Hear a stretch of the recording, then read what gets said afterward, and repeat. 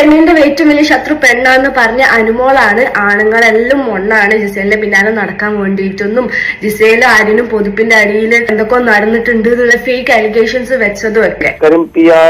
ഒരു ഇടപെടൽ അത്രയും ഭീകരമായിട്ടുണ്ടല്ലോ, മനസ്സിലായില്ലേ? നമ്മൾ പണ്ട് കലോത്സവ വേദികളിൽ ജഡ്ജ്മെന്റിനെ പോയിട്ട് കലോത്സവത്തിൽ കാണുന്നത് പോലെ.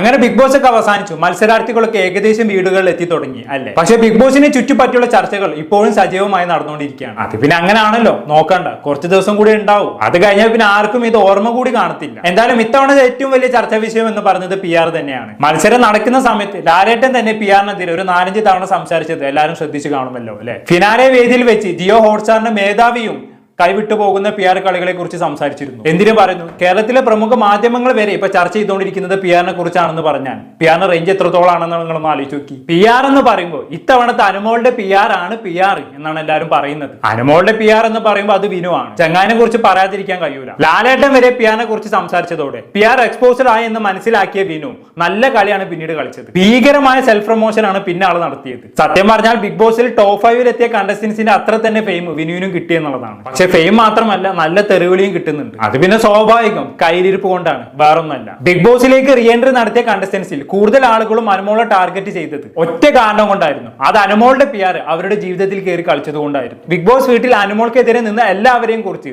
അത്രയധികം നെഗറ്റിവിറ്റിയും ഹെയ്റ്റുമാണ് അനുമോളുടെ PR പുറത്ത് പ്രചരിപ്പിച്ചത്. ആ ഒരു ഫ്രസ്ട്രേഷൻ ആണ് വീണ്ടും ബിഗ് ബോസ് വീട്ടിലേക്ക് കയറിയ സമയത്ത് അവർ അനുമോളോട് കാണിച്ചത്. എന്തായാലും നിലവിൽ അപ്പാനി ശരത്തും റെന ഫാത്തിമയും അനുമോളുടെ PR കൊണ്ടുണ്ടായ ബുദ്ധിമുട്ടുകളെ കുറിച്ച് സംസാരിച്ചുകൊണ്ട് രംഗത്ത് വന്നിട്ടുണ്ട്. നമുക്ക് ആദ്യം റെന ഫാത്തിമയ്ക്ക് എന്താണ് പറയാനുള്ളതെന്നുള്ളത് കേട്ടോക്കാം. ഞാൻ ഇന്നലെ അനീഷേട്ടനെ സപ്പോർട്ട് ചെയ്യാൻ പറഞ്ഞിട്ട് വീഡിയോ ചെയ്തിട്ടുണ്ടായിരുന്നു.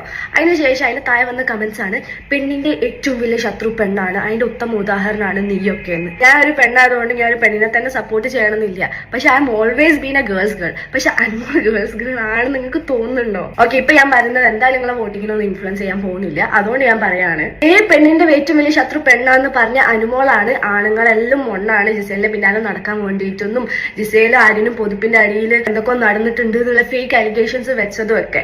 അപ്പൊ അതെന്താ, പെണ്ണിന്റെ ഏറ്റവും വലിയ ശത്രു പെണ്ണായിട്ടാണോ?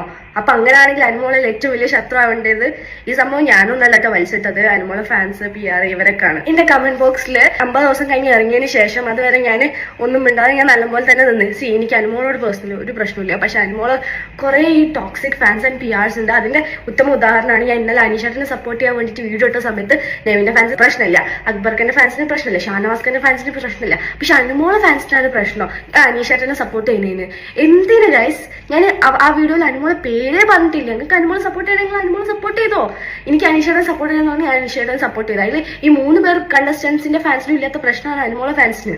അനുമോളുടെ ഫാൻസ് എന്ന് പറയില്ല റന, അനുമോളുടെ PR അത്ര മതി. അനുമോൾക്ക് എവിടുന്ന ഫാൻസ്? അനുമോൾക്ക് യഥാർത്ഥ ഫാൻസ് ഉണ്ടായിരുന്നെങ്കിൽ അത് കപ്പടിച്ച് എയർപോർട്ടിൽ വന്നിറങ്ങുന്ന സമയത്ത് കാണണമായിരുന്നു. അനീഷിനും ഷാനവാസിനും അക്ബറിനും നെവിനും കിട്ടിയതിന്റെ 10-1 സ്വീകരണം പോലും അനുമോൾക്ക് ലഭിച്ചിട്ടില്ല. അത്രയേ ഉള്ളൂ അനുമോളുടെ ഫാൻസിന്റെ പവർ. എന്തിനു പറയുന്നു, ആദിലക്കും നൂറക്കും പോലും ഗംഭീര സ്വീകരണമാണ് എയർപോർട്ടിൽ ലഭിച്ചത്. ആളുകളുടെ തിക്കും തിരക്കും കാരണം എങ്ങനെയൊക്കെയാണ് അവർ അവിടെ നിന്ന് രക്ഷപ്പെട്ടു പോകുന്നത്. അപ്പൊ ഞാൻ പറഞ്ഞു വന്നത്, അനുമോൾക്ക് ഫാൻസ് എല്ലായിരുന്നു ഉണ്ടായിരുന്നത്, പ്യുവർ PR ആയിരുന്നു. അതുകൊണ്ടാണല്ലോ സോഷ്യൽ മീഡിയയിൽ മാത്രം അവരെ കണ്ടത്, പുറത്തിറങ്ങിയപ്പോ ആരെയും കാണാതിരുന്നത്. അല്ലെങ്കിലും എന്ത് കണ്ടിട്ടാണ് ഒരാൾ അനുമോളുടെ ഫാൻ ആവുക? അതിനുള്ള എന്ത് ക്വാളിറ്റിയാണ് അവർക്കുള്ളത്? എന്തായാലും റെന ഫാത്തിമ പറഞ്ഞത് ശ്രദ്ധിച്ചില്ല. ബിഗ് ബോസിൽ നിന്നും പുറത്തിറങ്ങിയപ്പോൾ റെനക്ക് ഫുൾ പോസിറ്റീവ് ആയിരുന്നു. എന്നാൽ എന്ന് തൊട്ടാണോ റെന അനീഷിനെ സപ്പോർട്ട് ചെയ്തുകൊണ്ട് വീഡിയോ ചെയ്ത് തുടങ്ങിയത്, അന്ന് തൊട്ട് തുടങ്ങിയ റെനയുടെ കഷ്ടകാലം. അനുമോളുടെ PR പിന്നെ റെനയുടെ അക്കൗണ്ടിൽ കയറി ഫുൾ തെറിവിളിയായിരുന്നു. പറയുമ്പോൾ റെന അനുമോൾക്കെതിരെ ഒരു അക്ഷരം വേണ്ടിയിട്ടില്ല, എന്നിട്ടാണ് ഈ ആക്രമണം. ഇതാണ് അനുമോളുടെ PR ഒരു ശൈലി എന്ന് പറയുന്നത്, വിനുവിന്റെ ശൈലി എന്ന് പറയാം. കഴിഞ്ഞ സീസണിൽ ജിൻഡോക്കും അതിന്റെ മുമ്പത്തെ സീസണിൽ റോബിനും ഒക്കെ PR എടുത്തത് ഇതേ വിനു തന്നെയാണെന്ന് വേണമെങ്കിൽ പറയാം. ഈ പറയുന്ന റോബിന്റെയും ജിൻഡോയുടെയും ഒക്കെ സോകോൾഡ് ഫാൻസിന്റെ സ്വഭാവ രീതിയും അനുമോൾ ഫാൻസിന്റെ സ്വഭാവ രീതിയും നോക്കിയാൽ മതി, എല്ലാം ഒരുപോലെ ഇരിക്കും. എന്താ കാരണം? എല്ലാം ഒരേ PR തന്നെയല്ലേ.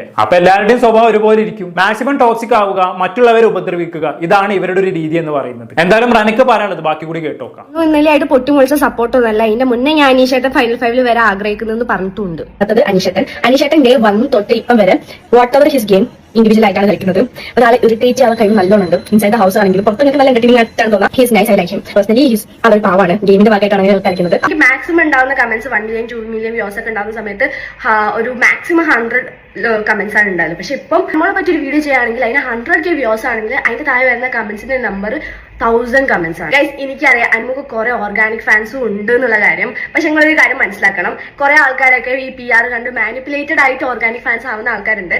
പക്ഷെ വളരെ കറക്റ്റ് ആണ് റെന പറഞ്ഞത്. ഈ ബിഗ് ബോസ് ഒന്നും മര്യാദക്ക് കാണാതെ സോഷ്യൽ മീഡിയയിലെ ട്രെൻഡ് മാത്രം നോക്കിയിട്ട് മത്സരാർത്ഥികളെ സപ്പോർട്ട് ചെയ്യുന്ന ഇഷ്ടംപോലെ ആൾക്കാരുണ്ട്. അങ്ങനെയുള്ള ആളുകളാണ് PR ഏറ്റവും കൂടുതൽ ഇൻഫ്ലുവൻസ് ചെയ്യുക. ബിഗ് ബോസിൽ ഒരു കണ്ടസ്റ്റന്റ് എന്ത് കൂടത്തരം കാണിച്ചാലും PR അതിനെ വെളുപ്പിച്ചുകൊണ്ട് സോഷ്യൽ മീഡിയയിൽ പോസ്റ്റ് ചെയ്യും. സോഷ്യൽ മീഡിയ വഴി ബിഗ് ബോസ് ഫോളോ ചെയ്യുന്ന ഒരാൾ ഈ പോസ്റ്റ് കാണുമ്പോൾ ഈ കണ്ടസ്റ്റന്റിന്റെ ഭാഗത്താണ് ന്യായം, ഇവർക്കാണ് ഏറ്റവും കൂടുതൽ സപ്പോർട്ട് എന്ന് കരുതും. ഇപ്പൊ അനുമോളുടെ കാര്യം എടുക്കുകയാണെങ്കിൽ അനുമോളുടെ PR തുടക്കം തൊട്ട് തന്നെ എല്ലാവരെയും ഒറ്റപ്പെടുത്തുന്നു, ബുള്ളി ചെയ്യുന്നു, ലാലേട്ടം എന്ന് വെറുതെ അനുമോളെ ചീത്ത പറയുന്നു എന്നൊക്കെയാണ് സോഷ്യൽ മീഡിയയിൽ പ്രചരിച്ചുകൊണ്ടിരുന്നത്. എവിടെ നോക്കിയാലും ഇത്തരത്തിലുള്ള പോസ്റ്റുകൾ മാത്രം കാണുന്ന ഒരാൾ സ്വാഭാവികമായിട്ടും എന്താണ് ചിന്തിക്കുക? ഓ പാവണ്ട് അനുമോൾ ഇത്രയും ഒറ്റപ്പെടലുകൾ നേരിടുന്നുണ്ട് അല്ലേ എന്നായിരിക്കും ചിന്തിക്കുക അല്ലെ. എവിടെ നോക്കിയാലും അനുമോളെ സപ്പോർട്ട് ചെയ്യുന്ന പോസ്റ്റുകൾ കാണുമ്പോൾ എന്തൊക്കെ പറഞ്ഞാൽ എന്താ ഏറ്റവും കൂടുതൽ സപ്പോർട്ട് അനുമോൾക്ക് തന്നെയാണ് അല്ലേ എന്ന് ഇവർ കരുതും. ഇത്രയും ആളുകൾ സപ്പോർട്ട് ചെയ്യണമെന്നുണ്ടെങ്കിൽ എന്തായാലും അനുമോളുടെ ഭാഗത്ത് തന്നെയായിരിക്കും ന്യായം. എന്നാ പിന്നെ അനുമോളെ തന്നെ സപ്പോർട്ട് ചെയ്തേക്കാം എന്നങ്ങ് അവർ തീരുമാനിക്കും. അങ്ങനെയാണ് PR വഴി ഇവരൊക്കെ സപ്പോർട്ട് ഉണ്ടാക്കിയെടുക്കുന്നത്. ഇതുകൊണ്ടൊക്കെ തന്നെയാണ് അനുമോൾ ഒരു PR പ്രൊഡക്റ്റ് എന്ന് വിളിക്കുന്നത്. സോഷ്യൽ മീഡിയ കണ്ട് ഈസിലി ഇൻഫ്ലുവൻസ്ഡ് ആകുന്ന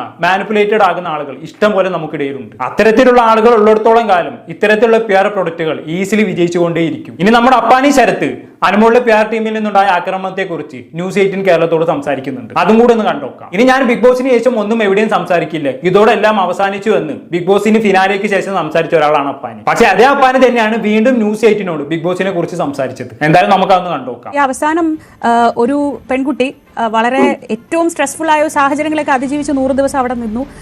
അതിനിടയിൽ ഒരുപാട് നാടകീയ സംഭവങ്ങളൊക്കെ ഉണ്ടായി. അതിനൊടുവിൽ വിജയായിട്ടും ആ കുട്ടിയുടെ ക്രെഡിറ്റ് PR പോകുന്നതിൽ ഒരു ഒരു വിഷമമുണ്ട്, ഒരു വൈരുദ്ധ്യം ഉണ്ടോ അതില്? കാണും. എനിക്ക് കാര്യം PR ഒരു ഇടപെടൽ അത്രയും ഭീകരമായിട്ടുണ്ടല്ലോ, മനസ്സിലായില്ലേ? നമ്മൾ പണ്ട് കലോത്സവ വേദികളിൽ ജഡ്ജ്മെന്റിനെ പോയിട്ട് തലേ ദിവസം പോയി കാണുന്നത് പോലെ അവരുടെ ഇടപെടൽ അതിഭീകരമാണ്. അതിന് മാത്രമേ ഉള്ളൂ. എന്നെഴുതി ഈ പറഞ്ഞ അനുവിന് കഴിവില്ലെന്നോ അനുവിന് ടാലന്റ് ഇല്ലെന്നോ അല്ല. അനു നല്ലൊരു കുട്ടിയാണ്, നല്ല ടാലന്റ് ഉള്ള ആളാണ്, നന്നായിട്ട് ഗെയിം ചെയ്തു. പക്ഷെ ഈ പറയുന്ന PR-ഓട് ഒരു ഇടപെടൽ ഒരു കണ്ടസ്റ്റന്റിനോട് അല്ലെങ്കിൽ ഇതൊരു മത്സരമാകുമ്പോൾ അപ്പൊ അതിനോട് ഇടപെടൽ ഭയങ്കര ഭീകരമായിപ്പോയി. അതിന്റെ സ്വഭാവത്തിൽ മാറ്റം വന്നു എന്ന് വേണമെങ്കിൽ പറയാം, അല്ലാതെ വേറെ ഒന്നുമല്ല.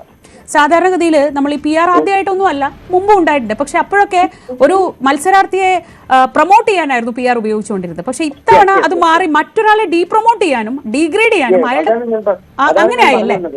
അതാണ് ഞാൻ പറഞ്ഞു വന്നത്. അതായത് ഒരാളെ ജയിപ്പിക്കാനായിട്ട് മറ്റുള്ള കണ്ടസ്റ്റൻസുകളെ കരിവാരി വയ്ക്കുക, അല്ലെങ്കിൽ അവരുടെ ഫാമിലിയെ ബാധിക്കുന്ന രീതിയിലുള്ള ആരോപണങ്ങൾ ഉന്നയിക്കുക, അവരെ മോശക്കാരാക്കുക, അത്തരത്തിലുള്ള PR വർക്കിനോട് എനിക്ക് യാതൊരു തരത്തിലുള്ള ഒരു യോജിപ്പുമില്ല. പക്ഷെ അവർ ചെയ്യുന്ന നല്ല കാര്യങ്ങളെ അല്ലെങ്കിൽ അവരെ പ്രൊമോട്ട് ചെയ്യുക, അവർ ചെയ്യുന്ന നല്ല കണ്ടന്റുകൾ പുറത്ത് ജനങ്ങളിലേക്ക് എത്തിക്കുക എന്ന് പറയുന്നത് യാതൊരു തെറ്റും ഞാൻ പറയാൻ ആഗ്രഹിക്കുന്നില്ല. പക്ഷെ അതേസമയം ഒരാളെ ജയിപ്പിക്കാനായിട്ട് മറ്റുള്ളവരുടെ ലൈഫ് തകർക്കുന്ന തരത്തിലുള്ള PR-മാരാണ് എനിക്ക് താല്പര്യമില്ല എന്ന് ഞാൻ പറഞ്ഞത്. അത് ഇത്തവണ നടന്നു എന്ന് ശരത്തിന് തോന്നുന്നുണ്ടോ? പൂർണ്ണമായിട്ടും അതിൽ ഞാനും അതിലൊരു ഏരിയ തന്നെയാണ്.